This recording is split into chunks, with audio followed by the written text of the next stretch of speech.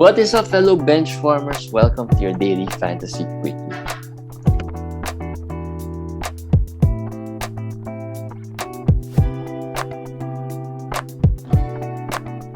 What's up, guys? It's Friday. Getting ready for the weekend. Welcome to your daily fantasy quickie. My name is JJT, and of course, with us is Komish. Komish. Hi. Yeah. Just a quiet day today, but not really quiet. There were some, I think there were a couple of good games today. But let's get going with some news. A few injury news. Lonzo Ball is probably the biggest one. Nothing definite, but could be out a while for your fantasy playoffs. Could be out for the fantasy season. I mean, today's January 22, 21. If it's 6 to 8 weeks, that's around March 20, early March. So that's fantasy playoff time. So that could be out. He went from sore knee to meniscus tear in a couple of days, or actually in a week maybe.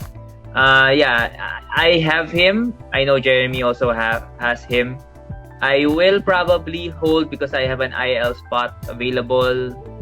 But if you're really in deep trouble already, trying to, survive, I mean, the timeline is 4 to 6 weeks from Shams, I think, and 6 to 8 weeks for Woj. So it's kind of all over the place. Let's say it's gonna be 6 weeks, right? If it's 6 weeks, now is week 14, right? Yep. He'll come back week 20. For some, that might be semis. Some will be semis, some will be quarterfinals. Yeah. Best case scenario for some will be still eliminations because some start on week 22. Yeah. That's the latest you can start. How to stash him would now depend on your depth, I guess, in your lineup. If you have enough IL slots or you don't have other players there, and your playoff schedules. Because last night I was thinking about this when I saw the news. I looked at those teams wherein I own Lonzo to see where my, when my playoffs start. And I'm just thinking if he comes back in your semis, I'd probably just drop him altogether. Because we all know with these types of injuries, once they come back, they'll ease him into the rotation. He'll be on minutes restrictions, probably play less than 20 minutes early on. So if you keep him and then he plays in the semis, he's going to probably play 20 minutes. So I don't think that's gonna work for you unless he's really your stash guy, and he's not the game changer wherein he's gonna win your finals for you. I don't think he's gonna be that guy as well. So That's true. he's not the first round player that's gonna win you your finals or your That's semis, true. right? So I'm just saying it really depends on your schedule, playoff schedule. If your playoff schedule is week 20, 21, 22, maybe he gets there 21 and 22, maybe. Yeah. The sad thing here is that what makes it even harder is Chicago has a good playoff schedule. 21 and 22 are both 4 weeks. So 4 games.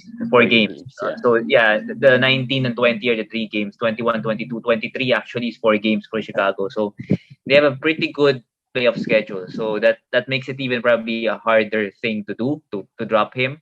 But remember, you have to get there. That's always what we say. You have to get there. And also, just thinking about it now, on the bright side, like I said, he's not that big of a game changer. So he's not going to be hard to replace, right? He's not going to be right? He wasn't even very consistent towards before getting injured, right? He started then he struggled for a long time, and then he had some good games here and there. So that means not, Lonzo fans should not be worried too much. It should not be holding on too much in case that they're really struggling and they need to get warm bodies to play, right? So I think that's just my message there. Yeah, but everything depends on your lineup and your playoff schedule. And what happens to Lonzo? What this news with Lonzo will affect Zach LaVine. Zach is supposedly progressing well with his injury. He may come back Thursday Manila time next week. So as we said, people were panicking when Zach did not join the road trip, and we said, take advantage of it. Well, now that the news came out that he might be back next week, I'm sure the buy lows, the panicking managers have, woke up. Yeah. Right. So there. This would, it of course, the loss of Lonzo would boost players like, Zach would benefit. Of course, Caruso could benefit. Ayo could benefit. We still don't know. Pretty much, whatever they are right now, those players benefiting from, without Lonzo. All we have to wait for is Zach coming back to see if Ayo would still be a good hold. I predict that they'll probably start Kobe White with Zach, with DeRozan and Caruso. Probably they play small anyway. I just sense that they won't start. I sense that they won't start Caruso. I just sense that they're gonna keep Caruso off the bench because he's been off the bench, right? He started. He's before he got the injury and the COVID and everything. He actually was elevated to the starting five already because they lost so many players. Yeah. Now I don't forget who. I mean, they lost Patrick Williams. They lost all the players that they were using at the power forward position. So they played small. Now I don't know if they're gonna do that again, but possibly they will do that because the other options, Troy Brown, Derek Jones is also injured, so they don't really have not much options. And we talked about this Chicago team. Even before the season, the depth is just not there. I mean, even now, like Ayo is the next guy up. I mean, you don't even know that guy until this season, right? Yeah, he's a rookie. He's good. He's good. But he's a point guard. So Lonzo is a point guard. So there's a direct benefit there for Ayo. Ayo will get minutes. He's not gonna be this good when LaVine comes back, but he will be solid. He will be okay. Up and down as a rookie. I think the depth is not there, but of course, trade deadline, anything can change in the trade deadline. That's the equalizer. Another injury is Brandon Ingram. Again. Did it happen today? Yes, in the game, I think he stepped on Alec Burks' foot, and when he sat down in the bench, when he was replaced because of the injury, he slammed his hand. The camera, followed him. He slammed his hand in, I guess, injured his hand. No. It would have been funny if he slammed his hand and injured it. He was frustrated, and what's funny was he was sitting down on the bench, and they showed replays of when, I forgot who was the other guy, a New York Knicks taking the shot and then almost stepping on his foot while he was sitting on the bench, and then he showed his face and he's irritated again, and then Devontae Graham took a shot or something or defended the shot and then almost stepped on his foot again. So he was so angry. He stood up and went far away from the court. I mean, that's the kind of day he had. That's the kind of year. That's the kind of year Brandon Ingram has. He's been, he hasn't really gotten himself in a good groove wherein he's been healthy for a long time during the season. So, yeah. In fairness, he's been good when he plays. When he plays, he's been okay. Yeah. Now he's been, pretty much solid. But when he came back early on, I think he was struggling a little bit. But yeah, overall, you won't really notice it because the struggles are few, not that many, I guess. Not that much. It's just that he couldn't get himself healthy enough to play a string of good games, right? A string of games. And this is unfortunate. The injury is a freak injury. It's like Patrick Beverly. I don't know what it is. They're just unlucky this year. Yeah. And it started with, I guess it started with Zion. I mean, this is Zion's fault. Maybe this is Zion's Zion's curse. The Zion curse. Although maybe it's not as bad. He was able to walk without much of a limp. Yeah. But his reaction was just not good. Yeah. It seems like, he knew that he could not play anymore in that game, and probably is gonna miss games again. Yeah. That's what I got from his look when he went to the bench and then he slammed his hand on the bench. Something. This is not a new situation for the Pelicans, so we know who benefits here. Josh Hart, Herbert Jones. Who else? Pretty much those guys will benefit a lot. If you guys are asking about Nickeil Alexander-Walker, well, the last time Ingram missed games, Walker, Nickeil did too much. Didn't do much. It's really more Josh Hart, Herbert, Herb Jones, those three guys maybe. And if Herbert Jones is available, if you're in a 10-team league or a 12-team league maybe, or an 8-team league and he's available, we can consider him. If Ingram is out, even in very shallow leagues, I think Herbert Jones should be rostered already right now. Yeah, but the Pelicans don't have any games anymore this week though. But they have a good schedule next week. Yeah. They have a good streaming schedule. So I guess it would now depend where you are this week, right? Yeah. It's hard to pick him up and then not get any games and then lose 1-8 or 0-9 just because of that move, right? Yeah. So yeah, you have to be careful as well. Zach LaVine is about to return next week. He did join the what's this? The road trip. Yeah. But he is expected to be back next week. Together I would with say AD. probably mid next week. Yeah, probably mid next week. I think AD will also be back mid next week. The Lakers have a back-to-back next week. I think I'm guessing he'll be back in one of those back-to-backs.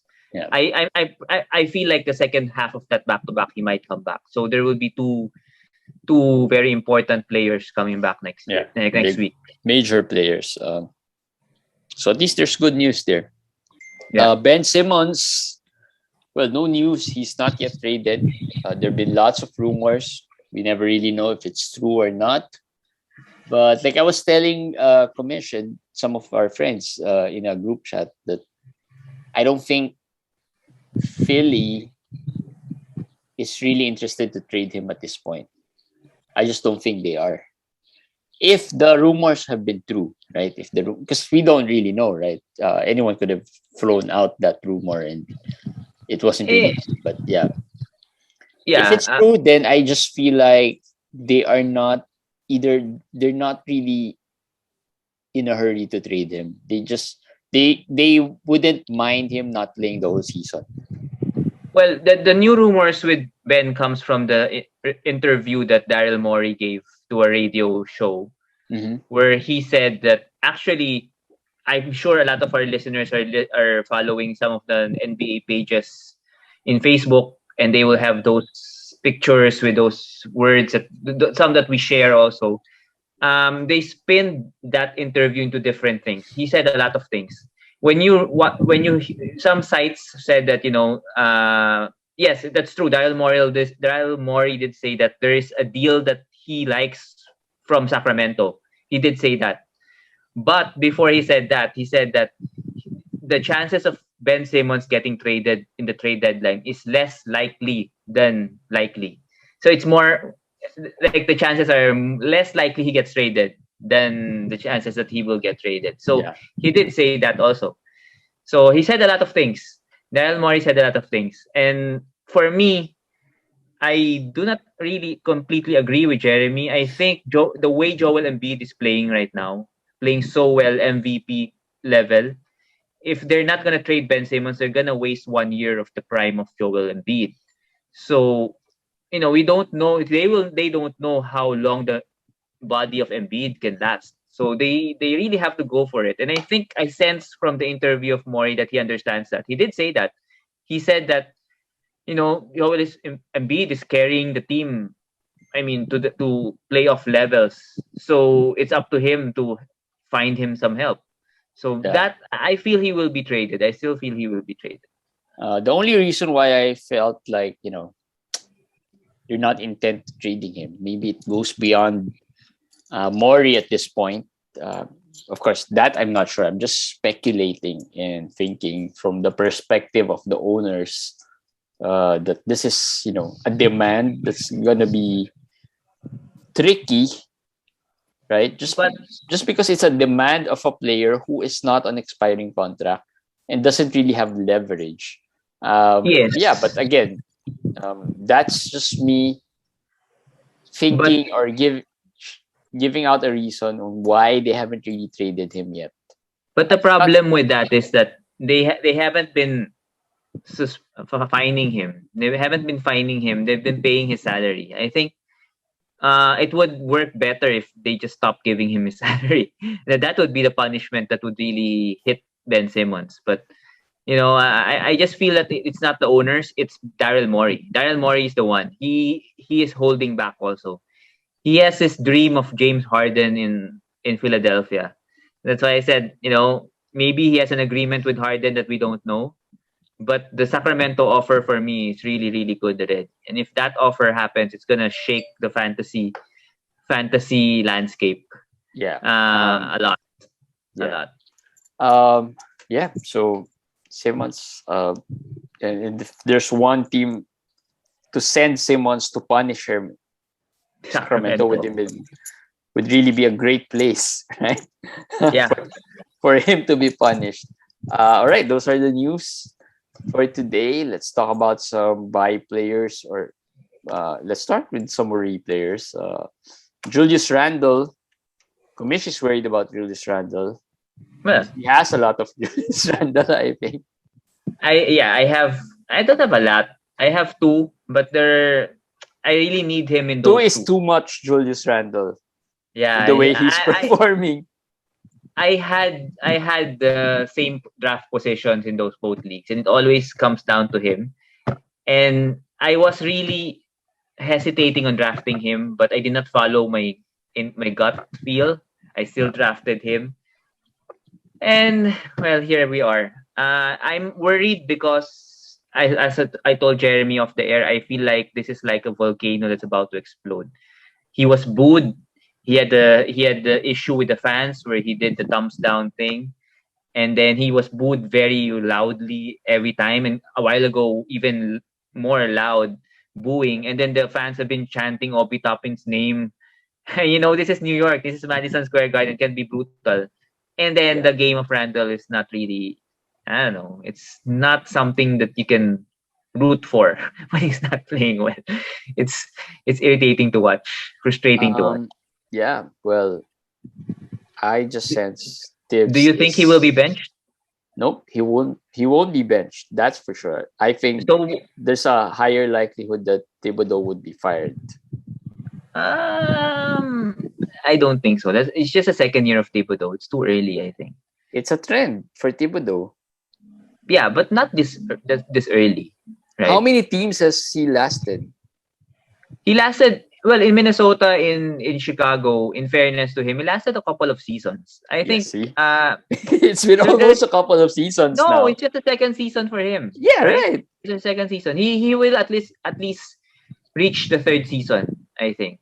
I just feel like he might not bench Randle, but he won't bench Randle. Come on, he should. No, not bench as in not play at all. But the minutes of Randle might really go down. Might go down a lot if he continues to play like this. And who would he replace him for? Obi Toppin? That's what the fans want. I mean, and actually, even the analytics and everybody has been clamoring for Toppin over Randle. Yeah, the plus minus is just the difference is insane right now. And I think you know why Randle's shooting has really regressed this year. The outside shooting that's the problem with Randle this year. That's the difference between this year and last year.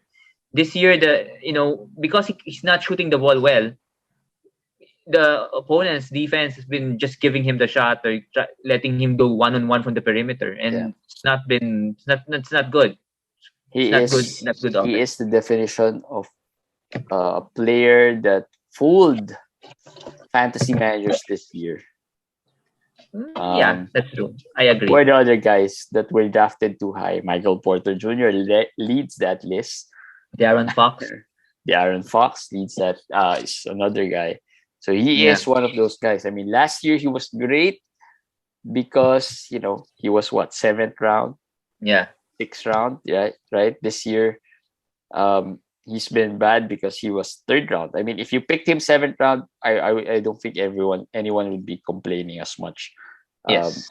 So yeah, we've been fooled. So we just have to so what to do now with Randle? You just have to hold on. Can you still trade him? What trade can you get for Randle?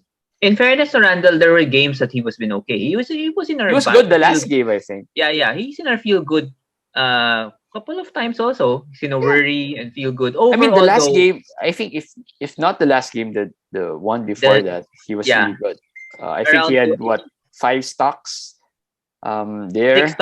6 stocks, 2 steals, 4 blocks, and then I think 26 and 8, something like that. Yeah. That was one of his better games. So Randle can bounce back for sure. Randle can bounce back, and when he bounces back, when I put him in the feel good section, I always put there that trade him, try, use this and whatever, and that's all you can do. And if you cannot, like me, I haven't found a deal that anybody who wants Randle, I'll just build around Randle, and that's what I've been doing in one of our leagues that I own Randle. His field goal sucks, so I'm punting field goal. I have no choice, and that's just what I'm doing. And it's so far so good. I mean, I'm not a top team there, but giving myself a chance to compete at least. Yeah. So that's the only thing you can do at this point. There's really nothing else you can do unless you can trade him. Yeah, and just sticking to the theme of New York. Close to exploding, Kemba is another worry player for us. It's just that New York Kemba thing. No. Okay. Like I said, I owned him in one league. In 2 leagues, I dropped him already early on. And then I traded him for Kyrie, who I also dropped. This is my question to you. Did you have a chance to own Kemba? I mean, was he there in the FA and then you could have added him? And your decision was no? No. I just looked away. Just looked away. No, I just feel like he'll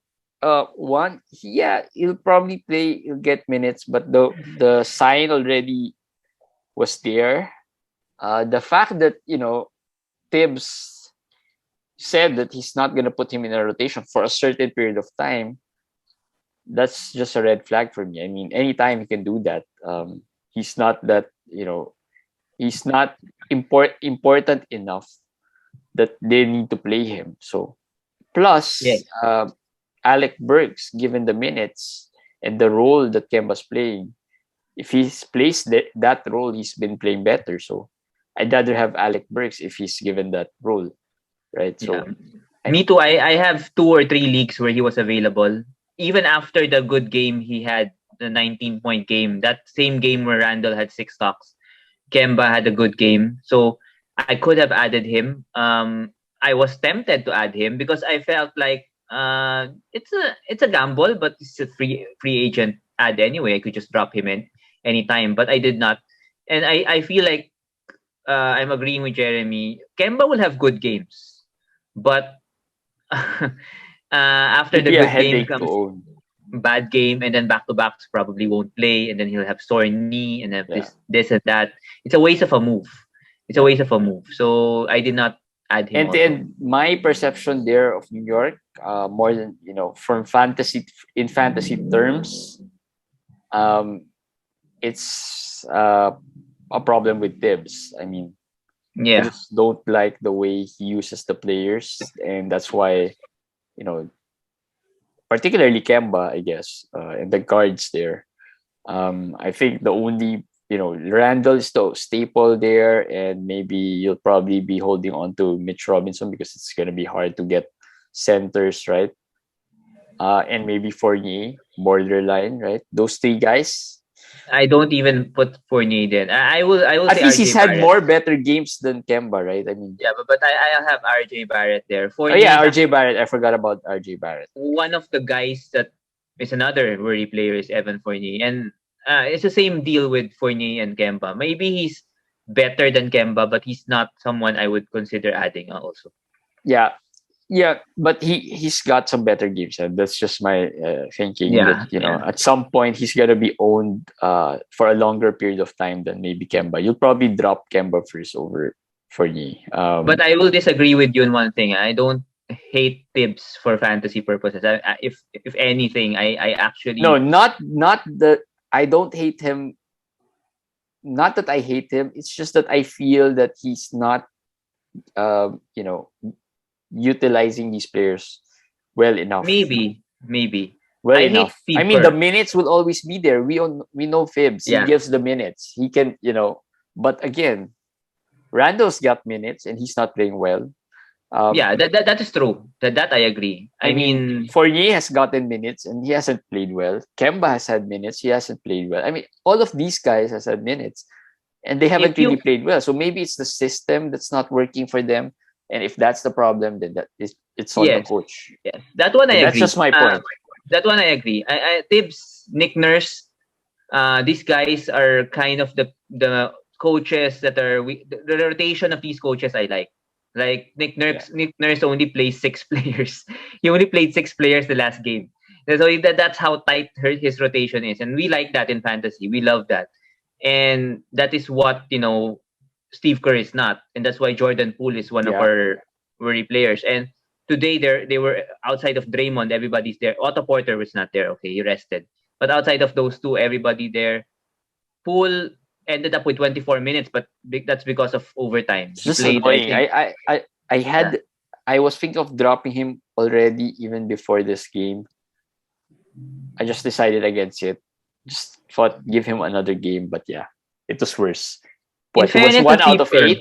Yeah, 1 out of 8. In fairness to Steve Kerr, the 19 or 24 minutes of Poole himself is not doing anything with those minutes. I mean, if you're getting 20 minutes, yes, that's a little, not a lot. But if you shoot a little better, and watching that game, he had a lot of open looks. It was open, 3-pointers he missed. So you can't blame that on Steve Kerr. If he can get 3-pointers, we will just be okay. At least we get 12 points, 3 assists, something like that. Yeah. But he's been shooting terribly ever since Clay came back. He's been shooting terribly. So Jeremy dropped him. I haven't dropped my Pool yet. I have him in Roto. I have him in another of our 14-team league. But I will after tomorrow. I dropped him. I dropped all my Jordan Poole out of frustration for today's game. It's okay. Move on. Yeah. Those are our. Is there anyone else? Well, JaVale is a worry player, but yeah, Ayton probably should be back. Yeah. So not too much of a big deal, and he's an easier drop, right? You'll probably just drop him. For better players. Better players meaning Goga, if in case he's still there. Goga could be a shorter lease for you guys. I mean, maybe a couple more games, 1 or 2 games. It's just unfortunate he got ejected today because he was having a great fantasy output. But at least it opened up minutes for Isaiah Jackson. Yes, and I added Isaiah Jackson in 18-team league because I just couldn't find anyone at that point, and that we discovered Isaiah Jackson. Isaiah Jackson, well, I've been following him in college, so I know he's good. But this is the first time I've seen him in the NBA, and his athleticism, his bounce, his versatility on defense. He's a big man that reminds me of a Kenneth Farid, actually. Yeah. Something like that. A little small, but is very, very athletic also. So, he got minutes today. As long as Sabonis is out, these two probably will get value. Just Isaiah Jackson, you just have to be careful with the free throws because he's really not a good free throw shooter. Goga will probably be a problem on matchups. Smaller matchups, smaller teams, he might not get as much minutes. But overall, he should be rostered. Isaiah maybe in deeper leagues. Yeah, Maybe a deeper. stash also. I say I think maybe an 18 team and above league. I mean, I don't even think in the 16 team he's gonna be a must add or someone you'll consider.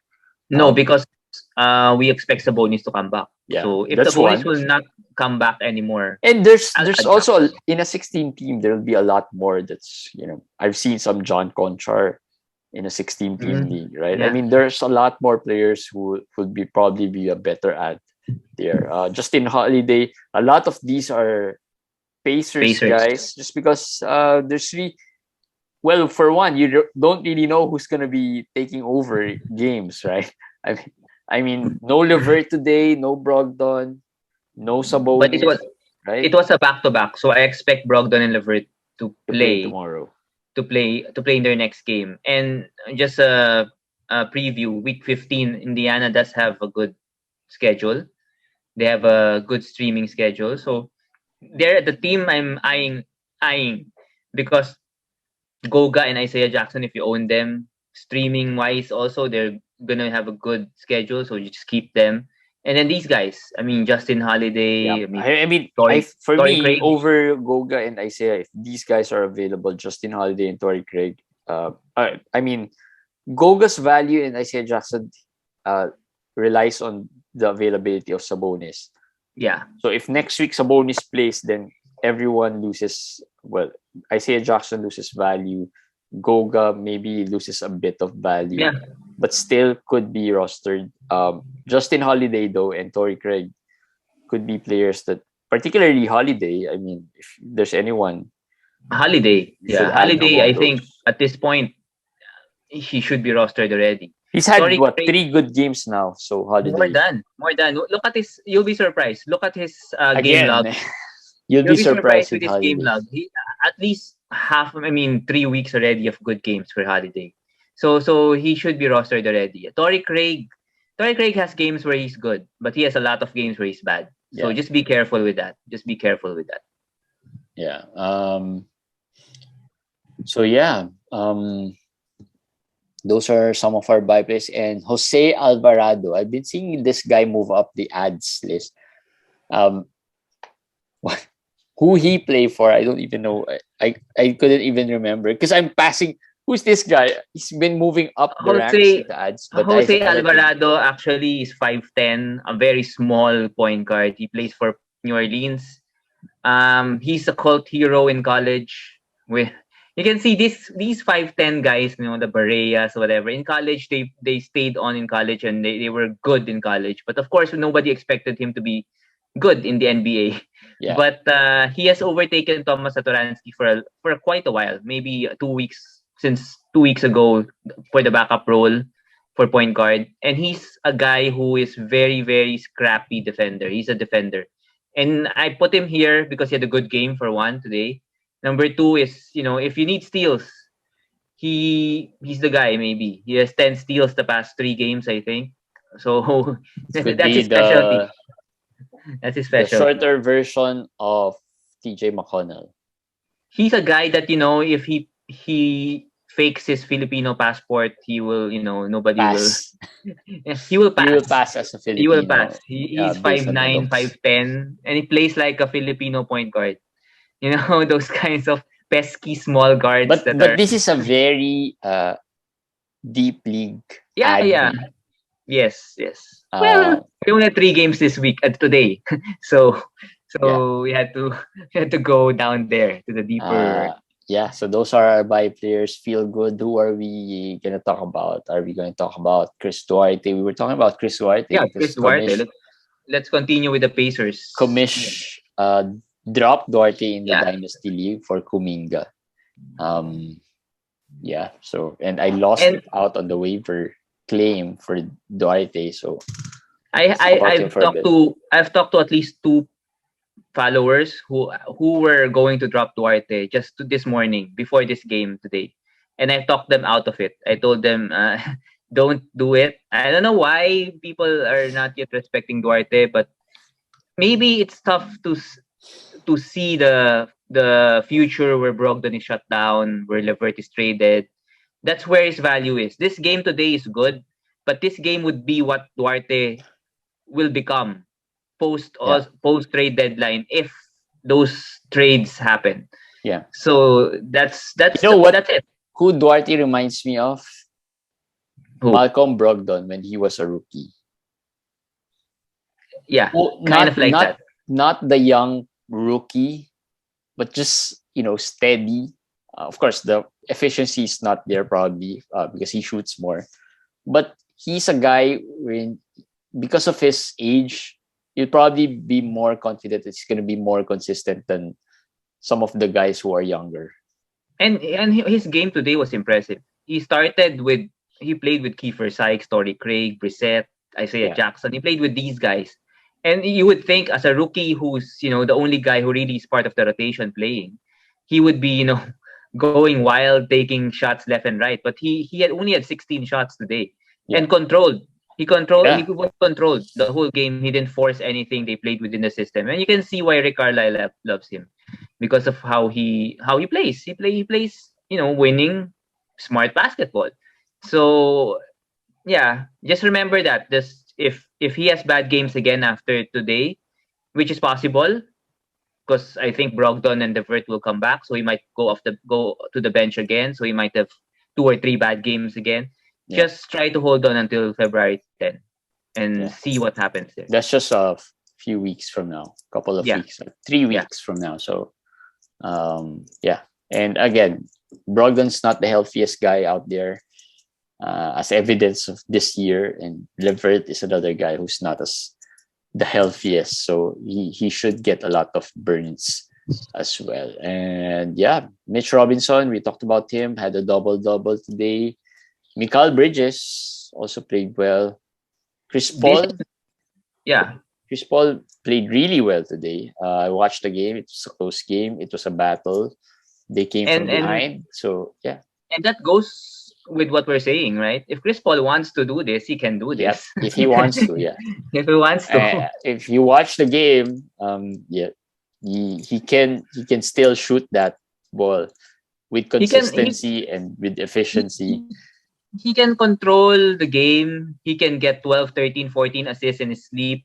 He can, be pesky in defense, get those steals if he wants to, but he doesn't need to. That's the difference, and that's what hurts him in fantasy. We're talking fantasy here. We're not talking real basketball. So it's just a reality. That's why when people say you want LaMelo more than him, you want FVV more than him, and this game is actually a reason why. Yeah, plus he's old. That's it. That's why we want LaMelo. That's why we want. Even without the age factor, even without the injury factor, because LaMelo is an injury-prone guy also. It's just that. The usage, and I think a lot of that has to do with age as well. I think that's the biggest thing. That's why he's pacing himself. Yeah, a lot of that has to do with age. We know if a player ages, they'll slow down a bit. Not in the sense that they're gonna regress or they're gonna be bad or worse, but players like these have been there, done that, and they know the pace, the grind that they should be in. Yes, I agree. And also, it's the team. It's a team. True. If Chris Paul was with the Lakers, maybe I think he'll be like LeBron. Even if LeBron's 37 or 30, whatever, he has no choice, but he has to just go step on that gas pedal the whole time.